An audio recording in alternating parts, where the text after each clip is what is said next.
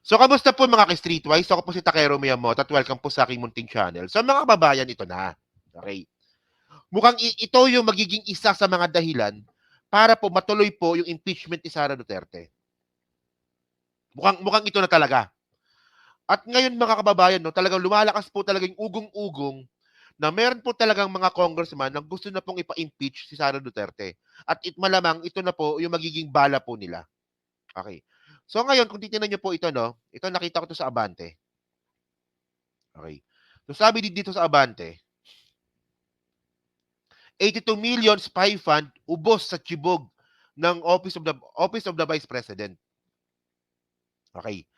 So tayo wag tayong mako-confuse mga kababayan. Yung 125 million po na confidential fund ni Sara Duterte in 11 days, ayun po ay budget niya noong 2023. Tama ba? 2022, sorry. 2022. Okay. 2022. Yung 125 million in 11 days, ayun po ay, tama no, 2022 budget niya yun. At ito po ay nabulgar nung 2023. Okay, tama tayo doon. Pero itong mga kababayan, itong 82 million na confidential fund ni Sara Duterte, ito naman po ay budget niya noong 2023. At inubos niya po sa pagkain. Kailan naging confidential fund yung pagkain? So, syempre mga ka-streetwise, no, kapag sinabi mo kasing pagkain, dapat po fully audited yan. So, paano magiging confidential fund yun? O ito lang, sa hindi lang nakakaalam, no, para maliwanagan po tayo, no. Alam kong alam nyo na to kasi matalino naman po tayo. Pero sa hindi lang po nakakaalam, ito. Ito yung ibig sabihin ng confidential fund. Tignan nyo ha. Confidential fund shall be used only for the following confidential expenses. Diba?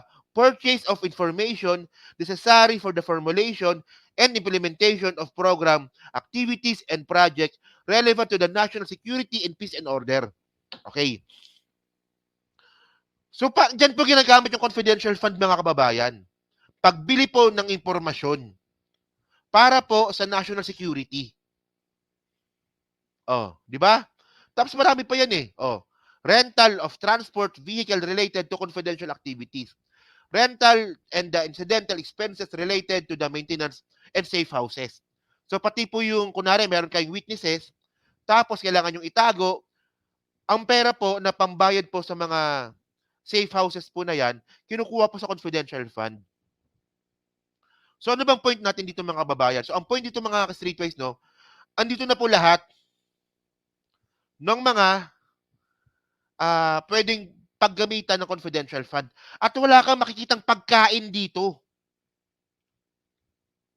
Gumasto si Sara Duterte ng magkano ba yon? Magkano ba yon? Sinabi ko kanina?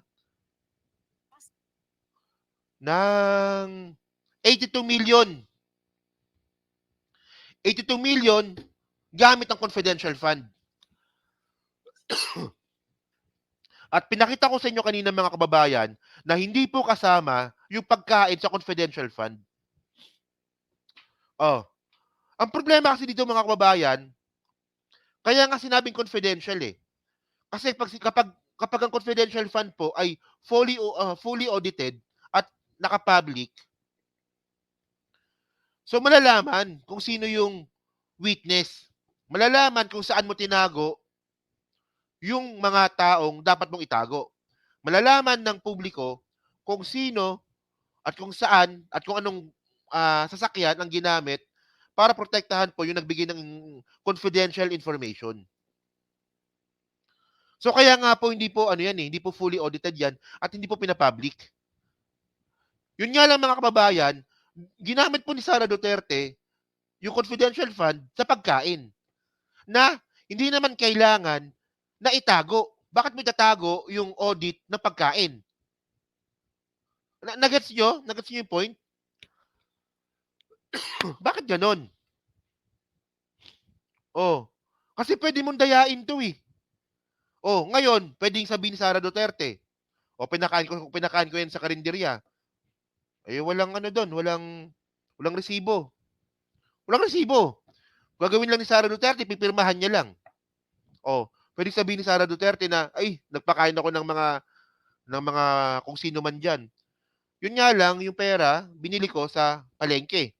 Sa palengke, walang resibo. O, so paano yon? O, so pwedeng dayain. At ako, naniniwala ako na pwedeng maging grounds ito. O, so ngayon mga kababayan, kung titingnan pa natin dito, no? Continue lang natin, ha? So, sabi pa dito, si Nery Colmenares nagbanggit nito eh. Okay? According to information gathered by Bayan Muna, VP Duterte spent 125 million in her confidential fund, intelligence fund, for just period of February 6 to March 29. 'Di ba? 2023. So malinaw. Ito po ay merong time span na 2023. So ibig sabihin mga kababayan, yung sinasabi po natin na confidential fund ni Sara Duterte nung 125 million in 11 days, 2022 yon. So, ibig sabihin nun mga kababayan, from 2022 at 2023, controversial po yung confidential fund ni Sara Duterte. Okay. So, ngayon, anong request ngayon? Okay. So, ang request ngayon mga kababayan, ito yung request ngayon. So, dahil nga po sa confidential nga po at kontrobersiya ng confidential fund ni Sara Duterte, ang request ngayon ng mga congressman, di ba? Lawmakers want to see how OVP DepEd used confidential fund. Oh, ayan ang problema mo, Sara. Okay. So ngayon mga kababayan, ganyan po kalakas ang kapangyarihan ng Kongreso. Especially po ng House. Kaya po nilang ungkatin yung confidential fund. May kapangyarihan po ang House para ungkatin yung confidential fund. Kasi nga po, yung power of the purse na sa kanila. Kita nyo, di ba? Kita nyo. Ayan kasi ang problema dito kay Duterte eh. Oh, alam nyo kung sino dapat sisihin dito? Si Digong. Si Digong dapat sisihin dito. Kasi binastos-bastos ni Duterte yung mga congressman. So nakalimutan ba ni Duterte na kahit na sabihin mo nga na yung mga congressman po na yun ay sobrang dami, ang congressman po, malakas po ang kapangyarihan niyan. Malakas po ang kapangyarihan ng congressman. Kaya nga magpatanggal ng presidente ng congressman eh. Kaya nila. At kayang halungkatin ng congressman ng Kongreso yung confidential fund. Kahit po na confidential yan, Kongreso lang po yung pwedeng magbukas niyan. O, yan, nakalimutan mo ata Duterte. So ngayon, binabalikan kayo. O, pati tree planting, di ba, nasa confidential fund din. Pati libreng sakay, nasa confidential fund din. O. So ngayon, sabi pa dito. Okay, continue natin ha. Lawmakers want to see how OVP tsaka DepEd mismo use confidential funds. So, yari ka dito. Oh. So, ibig sabihin nito, ang atake ngayon ng mga congressman, nakisara na mismo. Nakisara na mismo. Kasi kung OVP lang yan, dapat OVP lang. Yun nga lang, OVP tsaka DepEd. So, ibig sabihin nun, ang atake ng mga congressman, nakisara na. Oh. So, hello po, Ashiro Sansaki. Maraming salamat. Sabi pa dito, continue natin, oh. A number of lawmakers want to know how the Office of the Vice President and the Department of Education used its confidential funds in 2022 and 2023. So, 2 taon. Di ba? So, during the budget briefing of the Commission on Audit, ACT Teachers Party List Representative Franz Castro moved for the Committee on Appropriations to issue a subpoena uses TECUM, okay, to the COA submit any audit of observation memorandum that were issued on the use of confidential fund by the Office of the Vice President in 2022 and 2023.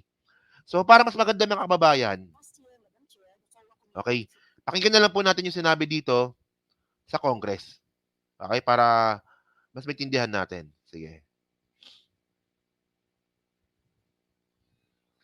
The COA committed to finish its report on the 125 million confidential funds of the Office of the Vice President in 2022.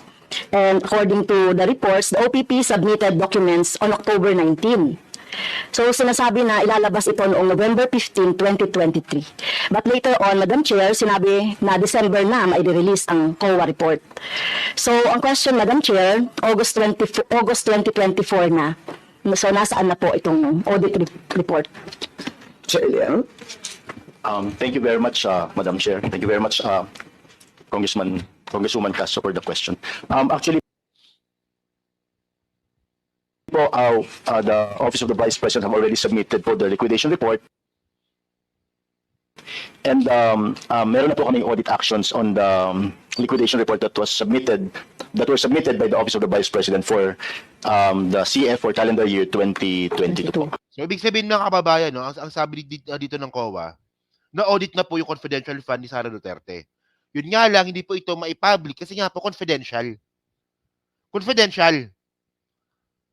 So ngayon, ang tanong nga ngayon natin dito, paano naging confidential yung pagkain? Di ba? Paano naging confidential yung pagkain? Oh, sige, continue natin.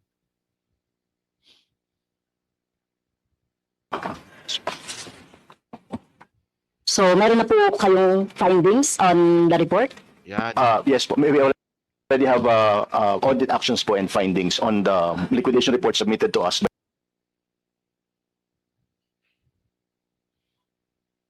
by the Office of the Vice President. Okay. Okay, so napuputol yung video ko, no? So ngayon, malinaw dito mga kababayan na may findings. May findings. Sinabi ng COA, may findings. Yun nga lang, hindi nila may public yung findings kasi nga po confidential. Di ba? Nakuha niyo yung point?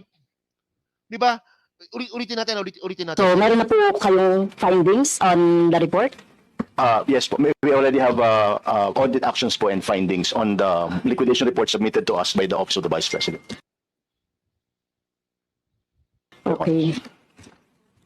So syempre hindi pwedeng sabihin dito, no? Yung ano man yung audit findings. No? Yes. Pwede bang sabihin? Because of the nature po of the Okay. funds which is confidential, so ano po yun, hindi po namin ma-disclose. Okay, later na lang. So moving on to another. So yan na, malinaw mga kababayan. Malinaw yung sinabi ng COA. So meron pong finding sa paggamit ng confidential fund ni Sara Duterte. Okay. So ang tanong dito mga kababayan, ang tanong kasi dito mga ka-streetwise, ganito. Meron po kasing budget hearing si Sara Duterte sa August 26. 26 or 24. No? Basta dyan, last week of August, merong budget hearing si Sara Duterte. At gigisahin po si Sara Duterte dito. So dito natin makikita kung gaano na naman kaboba sumagot si Sara Duterte. So ang alam niyo kung ano mahirap dito, paano i-justify ni Sara Duterte yung findings ng COA sa confidential fund kung ginamit niya ito sa tree planting, kung ginamit niya ito sa pagkain, kung ginamit niya ito sa libreng sakay, kung ginamit niya ito sa mga scholarship. Mahirapang i-justify si Sara Duterte ito. Mahirapan siyang i-justify ito. At tandaan natin mga kababayan, nangako po yung mga congressman natin, especially po si Congressman Chua. Itong sabi niya, sabi niya dito, no more free passes. House urged to scrutinize every peso of OVP budget. Patay tayo dyan. Patay tayo dyan. So ngayon, paano i-justify ni Sara Duterte yung paggamit niya ng confidential fund kung ahalongkatin ng mga congressman yung budget ni Sara Duterte every peso. Every peso. Ngayon mga kababayan, a-attend si Sara Duterte dito sa budget. Kasi pag hindi siya umattend sa budget, malaking problema to. Pwede siyang bigyan ng budget na piso. Hindi niya totoo yun. Totoo yun. Nangyari na po yan. Teka, hanapin ko ha. Mabagal kasi internet ko eh. Pero nangyari po yan. Ano ba yun? House give budget. Budget. Okay. 1 peso. Philippines. Nangyari yan eh. Anong ahensya ba yun? 1,000 naman pala. Okay. So, 1,000 no, noong 2017, nabigyan yung CHR. Tingnan nyo ha. yung CHR nung panahon ni Duterte. Ang binigay lang pong budget ng House sa CHR 1,000 pesos. Oh, 1,000 pesos pala CHR. Oh. Tapos 2018 ganun din pala no. Oh, kita mo? Oh. So pwedeng gawin 'yon. Pwedeng gawin 'yon. O tama, alam ni alam ni Ma'am. Alam ni Ma'am, buti pa si Ma'am alam. Ako hindi. Ni-research ko pa. So ngayon, ang point dito mga kababayan, kung hindi aattend si Sara Duterte ng budget hearing ng Office of the Vice President sa katapusan ng buwan, pwede siyang bigyan ng 1,000 pesos na budget. Pwede 'yon. Nagawa nga nila sa CHR dati eh. Ngayon pa kaya? At mga kababayan, itong confidential fund nga po na nakita po ng COA na merong anomalya, umattend man o hindi si Sara Duterte sa budget hearing, magiging grounds pa rin po ito ng impeachment. Nagets niyo mga kababayan, umattend man o hindi si Sara Duterte ng budget hearing ng OVP, magiging grounds pa rin po yung ilalabas ng COA sa confidential fund na anomalya para po sa impeachment. So wala siyang choice. So ngayon malamang naniniwala ako na alam naman ni Sara yan. At malaki po yung chance na baka hindi siya umattend ng hearing. O yun lang, siyempre, ang point dito, sige, umattend ka ng hearing, may budget ka. Huwag kang umattend, may 1,000 pesos na budget ka. Yan, pwede rin gift card ng Jollibee, di ba? Yan, yan, magandang ano yan. Magandang, tawag dito? Magandang budget yan. Di ba? So, continue pa natin. Sige. Confidential funds. Noong 2023 po, merong confidential funds din yung DepEd, which is 150 million. So, meron na rin po bang report ito? O na-liquidate na ba itong pondo na to? The DepEd po has already submitted their liquidation report and meron na rin pong audit action ang aming office on this Okay. matter po. So, of course, pag sinabing audit action, it could be, syempre, from the audit observation, it could be disallowance, suspension, or whatever. O yan. So, dahil ulit, sa ito ay confidential fund, hindi pwedeng sabihin ngayon. Yes po. Okay. So, another one, Madam Chair, ito, no 2023, meron din yung OVP na 500 million confidential funds. So again, it has na-liquidate na ba ito at may findings na rin ang COA? Madam Chair, the Office of the Vice President have already submitted their liquidation reports, liquidation documents, and meron na rin po kaming audit actions on this po. Together with the report, meron na yung mga performance, yung kanilang accomplishment report. Together with that po. Yung po accomplishment report, submitted po yun. Copies of that is also submitted to the Office of the Speaker, to the Office of the Senate President, and also to Yan. the Office of the Senate President po. Okay. Yan. Okay. Sige. Okay. So ngayon, ito malinaw na to. Okay. Pagtagpi-tagpiin lang natin mga kababayan. Okay. So ngayon, ang meron lang palang kopya ng audit ng confidential fund ng OVP is yung presidente, yung House Speaker, at saka Senate President. Di ba? Kayo na bahala mag-isip kung ano ibig kong sabihin. Isipin nyo naungkat sa Kongreso ngayon yung confidential fund ni Sara. At yung meron lang talagang kopya ng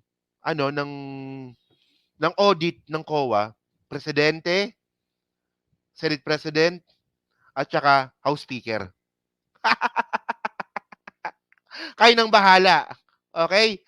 So ngayon, mga kababayan, dagdag po ito grounds para po sa impeachment. Kung matutuloy kasi mukhang matutuloy naman talaga. Kasi una, di ba, posibleng sasalin, saka confidential fund. Doon. Tumatawag sa akin. May tumatawag na naman. Di ba? So, ayan, no? So, sige, continue pa natin. So, linawin natin, yung report about the liquidation ay siyempre hindi pwedeng i-announce dito. Pero yung accomplishment reports, nitong mga minention ko na confidential funds ay may bigay na sa Office of the President, the Senate President, and the Speaker. Yes. Okay. So, mahalaga to, Madam Speaker, no, itong usapin ng confidential funds. So last year pa ito at nakita natin, no, tayo naman talaga dito sa Kongreso, yung nag-open itong ano na to, na itong pondo na ito. And since Madam Speaker, Madam Chair, hindi po pwedeng sabihin dito yung findings, yung report, o yung anumang observations Oo ng nga, kasi COA. confidential nga kasi. Ang mga taong bayan po, interesado po dito sa mga confidential funds. Oo, interesado ang taong bayan dito. Interesado ako dito. Kasi mga kababayan, alam nyo kasi, no? Itong budget hearing po na to, budget hearing po ito ng COA. Okay. So, ngayon, kailangan sumunod ng COA sa utos ng Congress kasi po maapektuhan po yung budget nila. So, walang ibang magagawa dito yung COA kundi sumunod. Oh. Di ba? Oh, ako naniniwala ako, taong bayan gustong malaman kung saan ginastos ni Sara Duterte ang kanyang confidential fund. So ngayon, actually meron na tayong alam. Ginamit sa tree planting, ginamit sa feeding program, ginamit sa libreng sakay. Pero ngayon, kapag humarap si Sara Duterte sa budget hearing naman ng OVP, ngayon paano i-justify ni Sara Duterte yung paggastos po ng confidential fund niya kung ginamit niya ito sa mga bagay na dapat pa fully audited. Oh. Yari ka dito. Dagdag grounds ito. Confidential fund tapos SALN. Pasok na pasok sa ano to. Pasok na pasok ito sa impeachment. Oh, di ba? Oh. So mamili ka, Sara. A-attend ka ba o hindi? Attend, hindi. Attend, hindi. Attend, hindi. Tanga. O sige. At kung paano ito ginamit, kung ito ba ay sumunod doon sa guidelines. Okay, yung joint guidelines. Oh, So, yan na. Ngayon na, patay ka dito kay Franz Castro. Well, ako sinasabi ko naman na ayoko kay Franz Castro, no? Pero sabi ni Franz Castro dito, ang gusto malaman ng Kongreso ngayon, kung sumunod ba sa guidelines ng Joint Resolution 2015-01 si Sara Duterte. Ayun yung guidelines na sinasabi ni ni Franz Castro dito. Yung circular number 2015-01 na ito nga yun, yung pinakita ko sa inyo. Ito yun. Oh. At dito mga kababayan, kung sasabihin ni Sara Duterte na yung confidential fund na ginamit niya sa tree planting, sa pagkain, sa mga libreng sakay, hindi po pasok sa guidelines. So misuse of public funds po ito. Impeachment. Impeachment. Impeachment. Patay ka dito. Patay ka talaga dito, Sara. O lagot ka, ang tanong dito, kaya mo bang sumagot? Ang tanong dito, kaya mo bang sumagot? Pag ikaw tinanong ka ng congressman, kaya mong sumagot. O baka baka sabihin ni Sara, VP Sara, bakit mo ginamit yung confidential fund sa mga bagay na dapat ino-audit? It took for me a while to confirm that the use of the confidential fund is itok.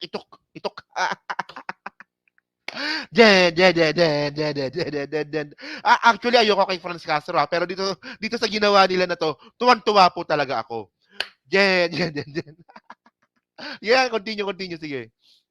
for move, Madam Chair, to subpoena this STECOM be issued to COA for these AOMs or kung meron mang notice of disallowance or suspension issued to the office of the Vice President and to the office of the Department of Education. I so move, Madam Chair. Earlier, there were multiple motions relating to confidential funds. There was a motion by Franz to issue a subpoena to STECOM requiring COA to submit the audit report of the OVP. And in the use of the confidential funds, So yung nagsasalita dito si Stella Kimbo. Si Stella Kimbo. Ganyan po talaga mga kababayan, no? Si Stella Kimbo po talaga, maingay po talaga tuwing budget hearing. Kasi po committee niya po ito. Di ba? for 2022 and 2023. And which was reiterated by the Honorable Process. And the Honorable Manuel supported the same, and at the same time also introduced the motion to issue a subpoena to the second requiring COA to submit an audit report this time for the DepEd. Okay, for 2023. Okay. Tuwan-tuwa yung tatlong itlog, oh. So, si Raul Manuel, si Franz Castro, tsaka si Arlene Brosas, tuwan-tuwa ngayon kasi pinaboran sila ni Congressman Stella Kimbo. Sabi ni Raul Manuel,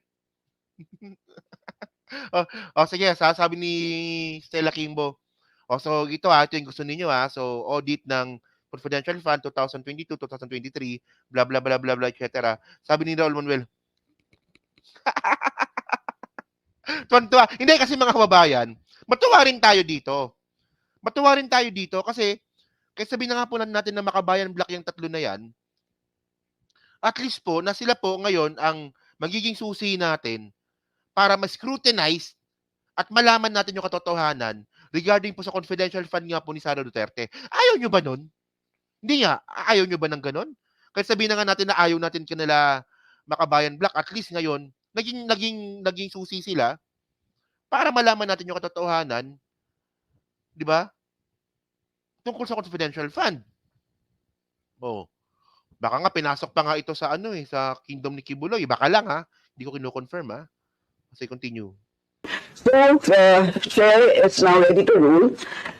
By virtue of the oversight power of the Committee on Appropriations, the motion to issue the subpoena this is second requiring COA to submit the audit report of the Office of the Vice President and the Department of Education in the use of the confidential funds for fiscal year 2022-2023. Hearing no objections, the motion is carried. Patay. No objections pa. So tuloy na to.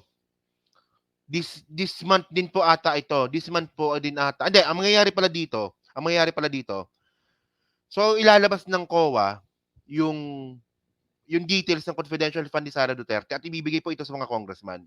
At dito po ngayon, gigisahin si Sara Duterte base po sa COA.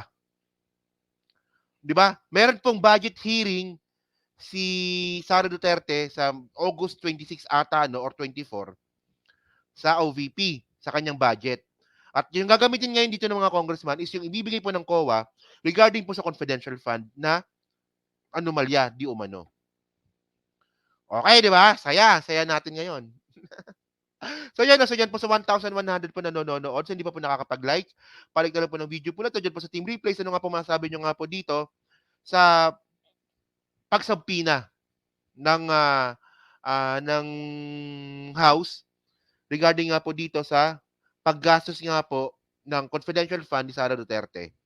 So kayo ba, naniniwala ba kayo na posibleng maging grounds po ito ng impeachment ni Sara na maugong po na pinag-uusapan ngayon? Di ba? Sabi pa nila ngayon, protect BP Sara, di ba? Sabi ng mga DDS ngayon yan protect baby Sara, protect BP Sara. Tanga-tanga nyo kasi. Di ba? Binigyan kayo ng magandang pagkakataon dati ni Presidente Bongbong Marcos na magkaroon po ng isang malupitang unity. Kaya nga unity team tayo Isipin nyo kaya nga tayo unity team. Ang problema, kayong mga Duterte ang umalis. Yung hindi po natin inaasahan na magiging kakampi ng mga dilawan at saka mga kakamping, ayun pa yung naging kakampi natin. Isipin nyo lang mga kababayan kung gaano kaganda yung unity na yan. Kung natupad lang po sana yung unity na plano po ni PBBM, ang ganda sana. Kasi unang-una, unity. Ang unity dapat sa lahat. Ngayon, may unity na tayo sa mga pinklawan, sa mga kakamping, sa mga dilawan. Unti-unti na po nahihilom yung sugat para sa kanila na nangyari nung panahon nga po ni Apo Lakay, ni Presidente Ferdinand Marcos Sr. Kasi para sa kanila, biktima sila So kung ano man yun, wala na tayo pakialam doon, unti-unti na po naghihilom yan. So kahit papaano, nakakita po tayo na sobrang labo na mangyari, pero nangyayari ngayon, ang unity po ng mga Marcos supporter tsaka ng mga dilawan. So isipin nyo lang mga kababayan, kung meron pang Duterte supporter, ang nag-unite, Ang ganda sana ng Pilipinas ngayon. Ang ganda sana ng takbo ng gobyerno natin ngayon kung lahat tayo nag-unite. Isipin nyo yan ha, Marcos, Dilawan, Pakamping, DDS, nag-unite. Napakaganda ng Pilipinas sana ngayon. Ang ganda ng takbo ng gobyerno ngayon. Ang problema ngayon, itong mga Duterte bobo supporter, sila yung umalis. Sila nagpagulo. Yan ang sinasabi ko eh. Deserve mo yan, Sara. Deserve mo yan. Binigyan kayo ng pagkakataon ng presidente na para tayo po ay magkaroon po ng isang magandang unity, kayo yung umalis. Ang gusto ninyo, kayo masusunod. Bobo talaga, no? Bobo. Okay? Okay, so yun po, no? So yun po sa 1,000 po nanonood ngayon. So hindi pa po nakakapag-like, palik na lang po ng video po na to. Diyan po sa Team Replay. Sino nga po masabi nyo nga po dito sa pagbukas nga po ng audit report ng COA. Dito nga po sa confidential fund po ni Sara Duterte. So yun, no? So pa-comment lang po sa baba. Binabasa ko pong lahat yan. At syempre, sa hindi pa po nakakapag-like, palik na lang po ng video po na to. Okay? So next topic po tayo. May isa pa tayong topic, no?